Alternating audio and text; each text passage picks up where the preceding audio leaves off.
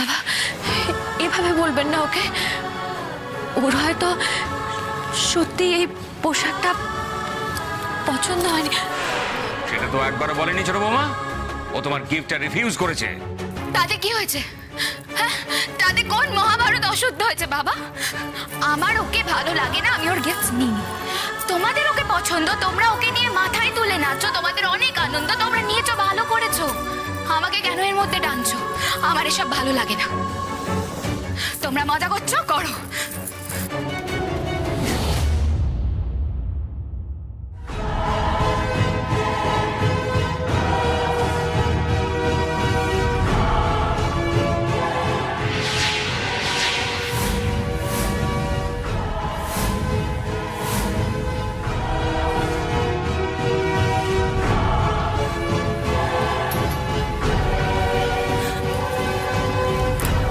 জিনিসটা দাও। কি হলো? বললাম তো ওর হাতে জিনিসটা দাও। কি কিন্তু মা? চুপ! আর একটা কথাও তুই বলবি না। জিনিসটা আমি নিতে বলেছি, অন্য কেউ নয়। ওর হাতে দিয়ে দাও।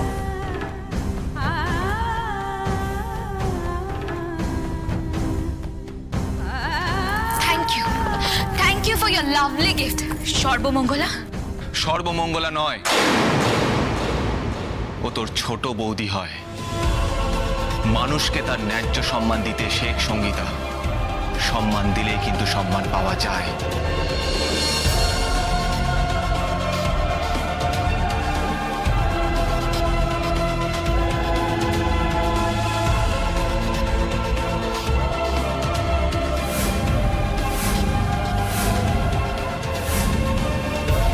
কথাটা মনে রাখলে তোর নিজেরই ভালো হবে। সঙ্গীতা, সঙ্গীতা যেও না, সঙ্গীতা দাঁড়াও, সঙ্গীতা। সত্যিই অনিশ বাবু, আপনি না অদ্ভুত। দেখলেন বাবা ওকে এত বকাবকি করলেন, মা জোর করে জিনিসটা নেওয়ালেন, তার উপর আবার আপনি ওকে এতগুলো কথা শোনালেন। কথা শুনিয়ে কোনো লাভ হলো কি? মনে তো হয় না। যাকে তুমি আর মন খারাপ করো না।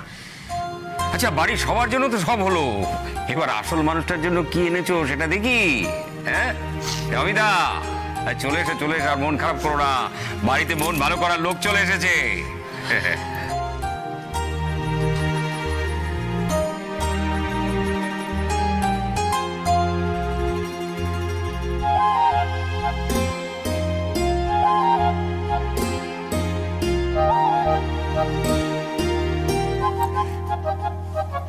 মা, আমার ব্যবসার প্রথম রোজগার থেকে আপনার জন্য এই শাড়িটা কিনে এনেছি। আপনার আশীর্বাদ ছাড়া তো কিছুই হতো না, তাই আপনি দয়া করে এটা নিন মা।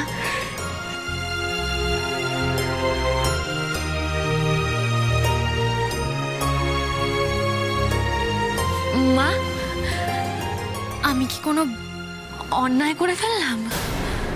কত টাকা রোজগার করো তুমি? দুদিন ধূপকাঠির ব্যবসা করে কত বড় লোক হয়ে গেছো যে বাড়ির প্রত্যেকের জন্য অহংকারে বুক ফুলিয়ে গিফট নিয়ে এসেছো? এসব আপনি কি বলছেন মা? আমি অহংকার করে এসব কিনে এনেছি?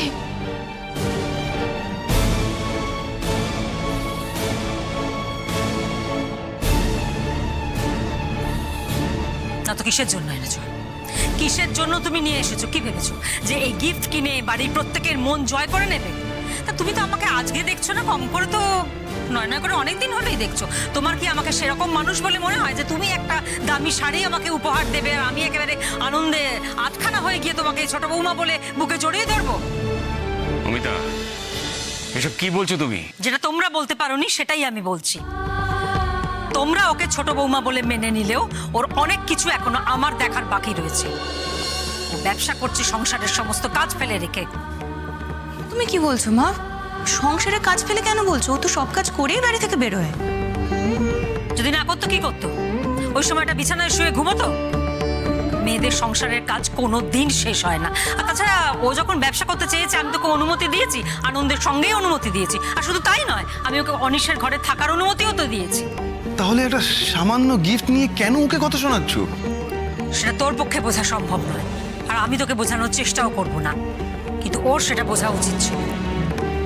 এবারে প্রত্যেকটা মেয়ে বউকে হাত খরচের জন্য তাদের স্বামীর কাছে হাত পাততে হয়, আমাকেও আমার স্বামীর কাছে হাত পাততে হয়, কিন্তু একমাত্র ওকে হাত পাততে হয় না, কারণ ও রোজগার করে।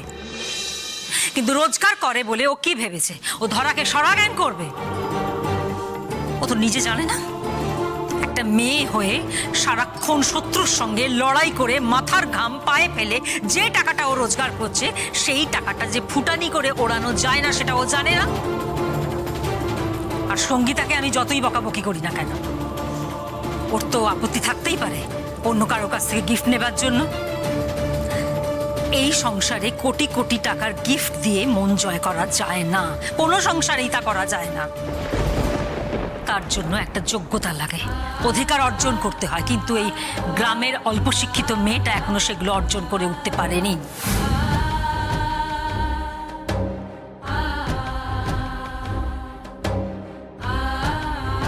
তাই তোমরা ওকে ছোট বৌমা বলে মেনে নিলেও আমি এখনো মন থেকে মেনে নিতে পারিনি। সে আমি ওকে যতই সাহায্য করি না কেন।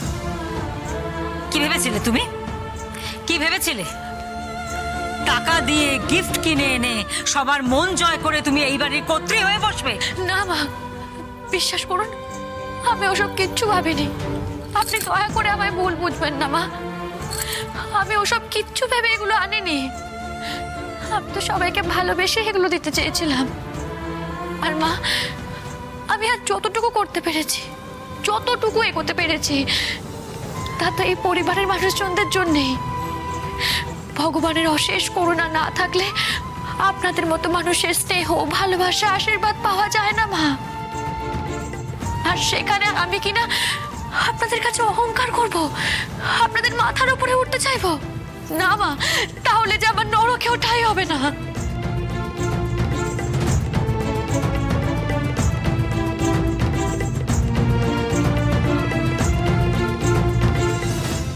মা, তোমার কি দয়া মায়া সব চলে গেছে মন থেকে? তুমি তো এরকম ছিলে না। যে মায়া দেখালে মানুষের সর্বনাশ হয় সেই মায়া দেখাতে আমি এখনো শিখিনি। উপহার কিনে এতগুলো টাকা নষ্ট না করে রেখে দিলে সেটা কি কি উপকারে লাগতে পারতো সেটা তোরাও ভাব, আর এই মেয়েটাকেও বোঝা। একটা মেয়ে হয়ে বিপদের সঙ্গে সারাক্ষণ লড়াই করতে করতে এই সহজ কথাটা এখনো বোঝেনি যে বিপদ কখনো বলে হয়ে আসে না। এটা নিজেরা একটু ভেবে দেখ, আমার সমালোচনা না করে। আর এখন তোরা যদি ওকে মাথায় তুলে নাচিস উপহার পেয়ে, তাহলে এখন হয়তো ও হাসবে, কিন্তু পরে ওর কাঁদার রাস্তাটা পরিষ্কার করে খুলে যাবে।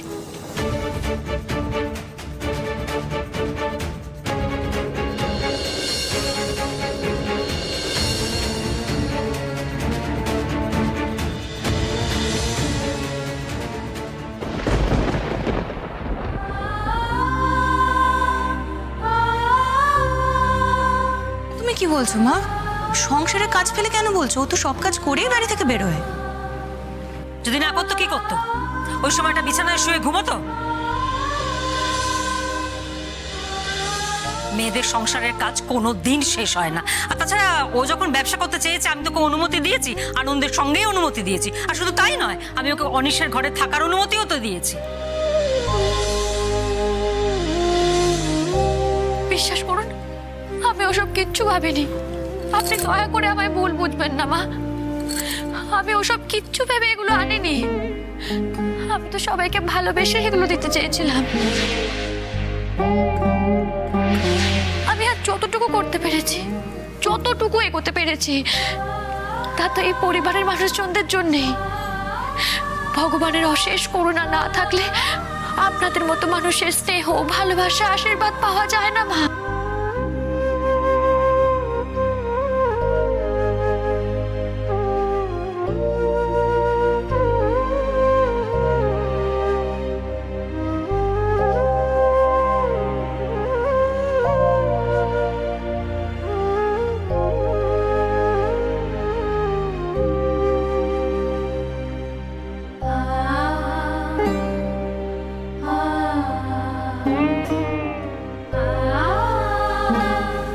খুব রাগ হয়েছে, খুব রাগ হয়েছে আমার উপরে, তাই না রে মা?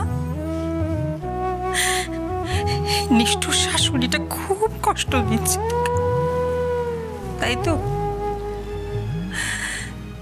আমি যে তোকে কেন কষ্ট দিচ্ছি সেটা তুই অনেক পরে বুঝবি মা। তোর লড়াইটা যে অনেক বড় লড়াই তোর। তোকে প্রতিটি পয়সার মূল্য বুঝতে হবে, প্রতিটি পয়সার মূল্য তোকে বুঝতে হবে।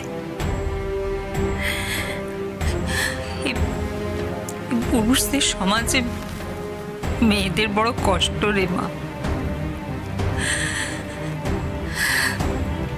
তোকে জীবনে দাঁড়াতে গেলে প্রতি পদে লড়াই করতে হবে, প্রতি পদে লড়াই করতে হবে। কিন্তু দেখবি তা সত্ত্বেও এই সমাজ, এই সংসার তোকে পুরুষের সমান অধিকার কিছুতেই দেবে না।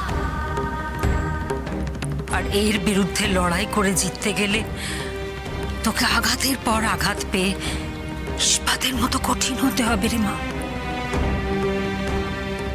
আমরা যা পারিনি তোকে তাই করে দেখাতে হবে।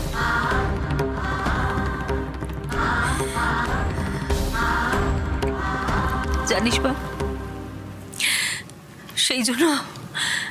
সেই জন্য আমি বুকে পাথর চাপা দিয়ে তোকে আঘাতের পর আঘাত করে চলি। আমি যেন ভুল বুঝিস না রে মা, ভুল বুঝিস না।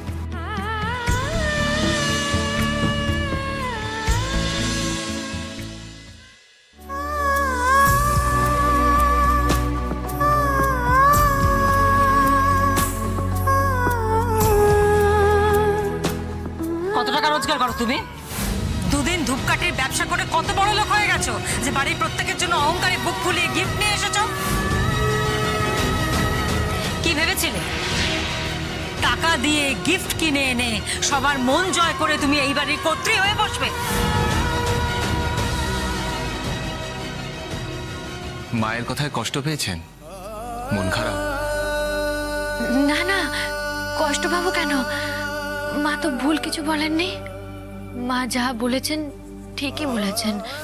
উপহার কিনে এতগুলো টাকা নষ্ট না করে রেখে দিলে সেটা কি কি উপকারে লাগতে পারতো সেটা তোরাও ভাব, আর এই মেয়েটাকেও বোঝা। একটা মেয়ে হয়ে বিপদের সঙ্গে সারাক্ষণ লড়াই করতে করতে এই সহজ কথাটা এখনো বোঝেনি যে বিপদ কখনো বলে হয়ে আসে না। আমাকে একটা সত্যি কথা বলবেন? আপনি তো আমার থেকে অনেক বেশি শিক্ষিত, অনেক বেশি বোঝেন, অনেক কিছু জানেন। আচ্ছা, আমি কি সত্যি কোনো ভুল করেছি? আজ একটা সত্যি কথা আমাকে বলবেন আপনি? কি ভুল বলুন? জানি না, আমার মনে হচ্ছে আমি বোধহয় সত্যি কোনো ভুল করেছি। বাড়ির সবাই কি আমাকে মার মতোই ভুল বুঝলো? বাড়ির সবাই কি ভাবলো যে আমি 2 টাকা রোজগার করে শুধুমাত্র অহংকার করার জন্য এই গিফটগুলো কিনে এনেছি? এটা ভাবলে আমার কিন্তু খুব খারাপ লাগবে। বিশ্বাস করুন, আমি কিন্তু অহংকার করার জন্য এই জিনিসগুলো কিনে আনিনি। আসলে এই বাড়ির সবাই আমায় খুব ভালোবাসে, তো তাই আমার খুব ইচ্ছে হয়েছিল ওদের জন্য যদি সামান্য কিছু উপহার কিনে আনতে পারি, তাই আমি কিনতে। হয়েছে কি? এই আপনার প্রলাপ বোকা, এটাই প্রবলেম জানেন তো মেয়েদের। মানে যতই মেয়েরা স্বাধীন হয়ে যাক, স্বনির্ভর হয়ে যাক না কেন, মেয়েরা সেই মেয়েই থাকবে।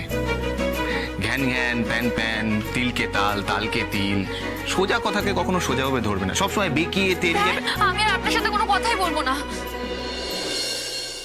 সেই মেয়েই থাকবে। ঘ্যান ঘ্যান, প্যান প্যান, তিলকে তাল, তালকে তিল, সোজা কথাকে কখনো সোজাভাবে ধরবে না, সবসময় বেঁকিয়ে তেড়িয়ে। আমি আর আপনার সাথে কোনো কথাই বলবো না। পারবেন? কি? বলছিলাম যে আপনার শাড়িটা ভীষণ সুন্দর, আর আপনিও ভীষণ সুন্দর। ইনফ্যাক্ট আমার জীবনে দেখা পৃথিবীর সব থেকে সেরা শাড়ি আর সুন্দরী মেয়ে হলেন আপনি। ইয়ার কি হচ্ছে? এক্সপেরিমেন্ট করছি। এক্সপেরিমেন্ট? কিসের এক্সপেরিমেন্ট? এই যে আমি আপনার এত প্রশংসা করছি, আপনার এটা বিশ্বাস হচ্ছে? মানে আপনার মনে হচ্ছে যে এগুলো আমি আমার মন থেকে বলছি? মোটেই না। তাহলে কেন আমি এই কথাগুলো আপনাকে বলছি বলুন তো? কেন আবার? যাতে আমি কষ্ট না পাই, আমার মনে কোনো দুঃখ না থাকে, সেই জন্য, মজা করার জন্য। এক্স্যাক্টলি, ঠিক যেরকম আমি আপনার অতিরিক্ত প্রশংসা করছি, সেরকমই যদি আমি আপনার অতিরিক্ত নিন্দে করি, সেটাও তো আমার মনের কথা নাও হতে পারে। এমনও তো হতে পারে যে আপনি যাতে বিপদে না পড়েন তার জন্য আমি অতিরিক্ত নিন্দেটা আপনার করছি, হতে পারে না? তার মানে আপনি বলতে চাইছেন যে মা ওই কথাগুলো আমায় মন থেকে বলেননি?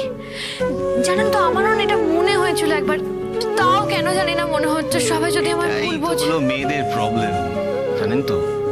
অবশ্য এটা না হলে মেয়েদের মানায়ও না। ওই যে কথায় আছে, লজ্জা নারীর ভূষণ, সন্দেহ নারীর দূষণ, আর অভিমান নারীর বসন। বসন মানে পোশাক। এই অভিমান দিয়েই নারী নিজের ভালোবাসাকে ঢেকে রাখে। খুব তো নারী বিশেষজ্ঞ হয়েছেন দেখছি। বাহ, ভালো, খুব ভালো। এই যে এই অভিমানটা আপনি করছেন, এটা অনিশবাবু, আচ্ছা আচ্ছা, ঠিক আছে ঠিক আছে, আর আর আপনাকে আমি রাগাবো না। তবে একটা কথা আমি গ্যারান্টি দিয়ে আপনাকে বলতে পারি, জানেন তো, এই যে আপনি মাকে শাড়িটা দিয়েছেন, মা কিন্তু যে কোনো অকেশনের দিন এটা নিশ্চয়ই পরবে। আপনাকে কিছু বলবে না, তবে দেখবেন হঠাৎ করে একদিন পরে এসে আপনার সামনে দিয়ে একটা ঘুরপাক মেরে চলে যাবে। তারপরে আপনাকে এসে বলবে, এই যে মেয়ে, তোমার শাড়িটা পরেছি বলে মনে করো না তোমাকে আমি ছোট বৌমা হিসেবে মেনে নিয়েছি।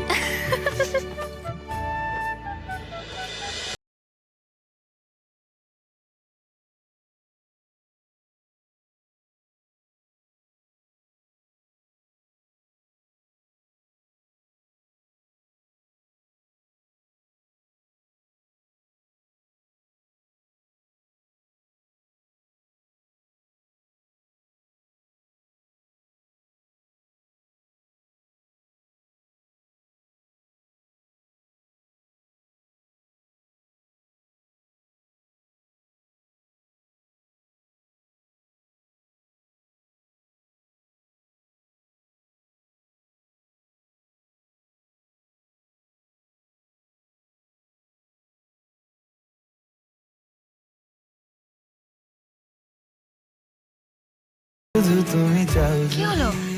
কি দেখছেন? না কিছু না, বলছিলাম যে এত যে জামা কাপড় কিনলেন বাড়ির সবার জন্য, বাবা মা সবাইকে দেবেন বলে, তো সেটা তো পৌঁছে দিতে হবে নাকি? হ্যাঁ, যাবো তো, আমাদের গ্রামের বাড়িতে যেতে হবে। ভাবছি সামনের সপ্তাহের দিকেই যাব। এখন গৌরীকে একটা ফোন করতে হবে, যাই।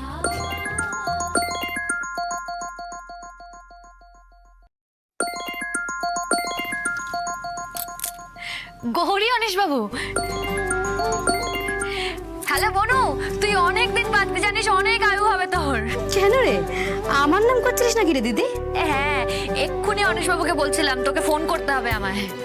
কেন, কিছু হয়েছে নাকি দিদি? হয়েছে তো, আমাদের ধূপকাঠির ব্যবসাটা আবার নতুন করে শুরু করেছে জানিস। ব্যবসা ভালোই চলছে। লাভের প্রথম টাকা থেকে আমি তোদের সবার জন্য আর এই বাড়ির সবার জন্য সামান্য কিছু জামা কাপড় কিনেছি। তাই নাকি? তাহলে আমার জন্য কি কিনেছিস বল বল বল। এখন বলবো কেন, যখন যাব তখন নিজেই দেখে নিবি। দিদি, তুই তুই সত্যি আসবি? বল না কবে আসবি রে? কাজের খুব চাপ রে, দেখি সামনের সপ্তাহে যাওয়ার কথা ভাবছি। যদি পারি তো রবিবার সকাল সকাল চলে যাব, ঠিক আছে? এই গৌরী, তোর পড়াশোনা কেমন চলছে? খুব ভালো চলছে। আরে আমি তো তোকে সেই কথাটা বলার জন্যই ফোন করেছিলাম। জানিস দিদি, আমি বায়োলজিতে 75 পেয়েছি। 100-তে 75? বাহ, খুব ভালো নম্বর পেয়েছিস তো। হ্যাঁ রে, স্যারও আমাকে বলছিল যে এতদিন পড়াশোনায় গ্যাপ দেবার পরেও তুমি ভালো ম্যানেজ করেছো। আর জানিস দিদি, আমাকে স্যার ডক্টরি পড়ার জন্য বলছিল, বললো তোমার চান্স হলেও হয়ে যেতে পারে। বনু, বনু তুই ডাক্তারি পড়বি? আমার কত দিনের স্বপ্ন ছিল। আমি জানতাম ভগবান ঠিক আমার মনের ইচ্ছে পূরণ করবেন। শোন বনু, তুই কিন্তু শুধুমাত্র মন দিয়ে পড়াশোনা করবি, আর কিচ্ছু চিন্তা করতে হবে না তোকে। টাকা পয়সা খরচ খরচা সব আমার দায়িত্ব। আমি কিন্তু এখানে ব্যবসাটা মোটামুটি ভালোই জমিয়ে ফেলেছি রে। আর জানিস তো এই বাড়ির সবাই আমায় খুব হেল্প করেছে, বাবা মা বড়দা ভাই দিদি ভাই বড়দি ভাই সবাই। বাহ, আর আমি আমি আপনাকে হেল্প করে দিই। কে রে দিদি? অনিসা নাকি? আবার কে? সেই কখন থেকে আমার পিছনে লেগে রয়েছে। আমি কখন থেকে আপনার পেছনে লেগে রয়েছি? আপনি স্পিকারে দিন তো, স্পিকারে দিন, ফোনটা দিন, দিন দিন। নিন। এই যে গৌরী, তোমার দিদি সবাইকে গিফট দিয়েছে, সবাইকে জামা কাপড় দিয়েছে, আমাকে কিচ্ছু দেয়নি, তুমি জানো? কোনো জামা কাপড় দেয়নি। হ্যাঁ রে দিদি, অনিসদা তো একদম ঠিক কথা বলেছে। সত্যিই তো। তোর কিন্তু এটা একদম ঠিক হয়নি। কিন্তু দিদি, তুই একটা কাজ কর, তুই অনিসদাকে বল যে তুই থাকতে অনিসদার আর কি চাই। এই চুপ কর তো, খুব পেকেছিস না?